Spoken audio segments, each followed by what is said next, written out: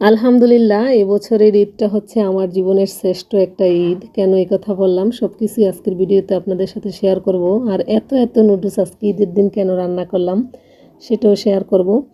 Hello everyone, আসসালামু আলাইকুম। আশা করি সকলে ভালো আছেন। আলহামদুলিল্লাহ, আমরাও ভালো আছি।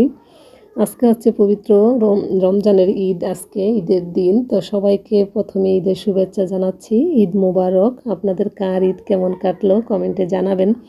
তো একেবারে সকাল ভোরে ঘুম থেকে উঠে গেছি, আর ঘুম থেকে উঠেই আমি রান্নাবান্নার কাজে লেগে পড়েছি। দেখেন এখানে হচ্ছে আমি ভুনা খিচুড়ি আর মুরগির মাংসটা রান্না করে নিছি। আর সকাল সকাল হচ্ছে যেহেতু মসজিদে যাবে নামাজ পড়তে, তো ওরা হচ্ছে খেজুর খেয়ে মসজিদে চলে গেছে অলরেডি আমার সেমাই হওয়ার আগেই।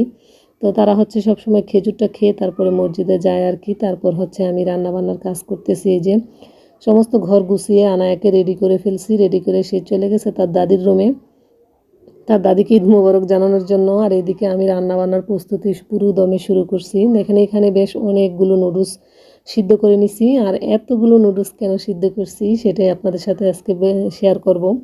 এই বছরের ঈদটা আমার সত্যি কথা বলতে একেবারে আমার জীবনের লাইফের শ্রেষ্ঠ ঈদ বলা চলে।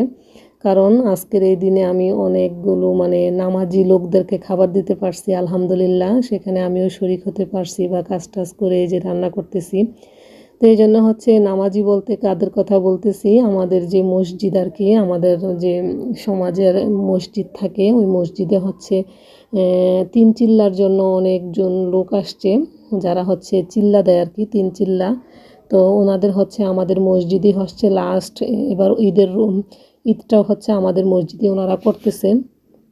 তো সকাল সকাল অনেকেই সেমাই ওনাদেরকে দিছে। তো ওখানে গিয়ে হচ্ছে আনায়ের বাবা হচ্ছে খোঁজখবর নিয়ে আসছে যে ওনারা অনেকেই সেমাই এটা সেটা দিছে। তো সে চিন্তা করলো যে আমরা কি দিব, তাহলে 10টার দিকে একটু নুডলস রান্না করে দাও। তো আমি বললাম ঠিক আছে। তো এই জন্য আর কি দেখেন আজকে ঈদের দিন এতগুলো মানুষকে অনেক দূর দূর জায়গা থেকে ওনারা আসছে হচ্ছে 15-16 জন আর কি। তো এখানে বিভিন্ন মসজিদের আমির সাহেব আছে, অনেক বড় বড় ইসলামিক লোকেরা আছে। তো আলহামদুলিল্লাহ আমরাও এখানে শরিক হতে পারছি, এটাই আর কি আলহামদুলিল্লাহ। এই প্রথম যে ঈদের মধ্যে এরকম কিছু লোকজনদেরকে খাবার দিলাম। আর এই যে দেখেন আজকে ঈদের জন্য আমি বিভিন্ন ডেজার্ট আইটেম, এই যে একটা পুডিংও বানিয়ে নিচ্ছি। এখন পুডিংটা হচ্ছে আমি কেটে নিচ্ছি। এখনও পর্যন্ত আমার গোসল করা কিছুই হয় নাই, 11টা বেজে গেছে। তো আমরা হচ্ছে সমস্ত কাজকর্ম সেরে, তো এই যে আনার বাবাও আসছে, এখন হচ্ছে আমরা দুজন আর কি খাবো। আমি সেমাইও খাইনি এখনও। তো এই যে দুজন মিলে এখন হচ্ছে কেক খেয়ে কেক না সরি পুডিংটা খেয়ে নিব। তো এবারের ঈদটা আলহামদুলিল্লাহ আমাদের ভালো কাটছে। আপনাদের কেমন কাটছে জানাবেন।